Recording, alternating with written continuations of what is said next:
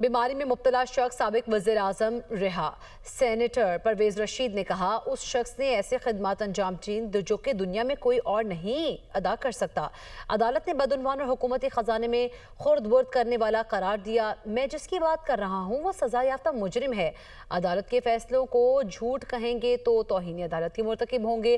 Friend of the court की report में हालत ज़ार बताई गई है। उसी अडियाला जेल में नवाज शरीफ भी थे और मरीम नवाज भी थी। बिनाई खत्म होने का डॉक्टर नहीं, एक वकील कह रहा है। पहले लाशों की सियासत चाहिए और लाश नहीं मिली तो बिनाई की सियासत शुरू कर दी।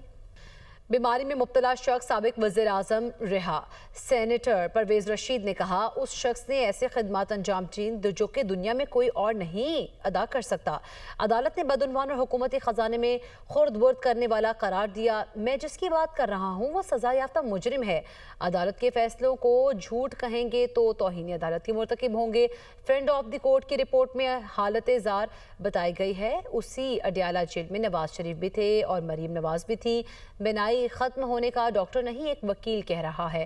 पहले लाशों की सियासत चाहिए और लाश नहीं मिली तो बिनाई की सियासत शुरू कर दी।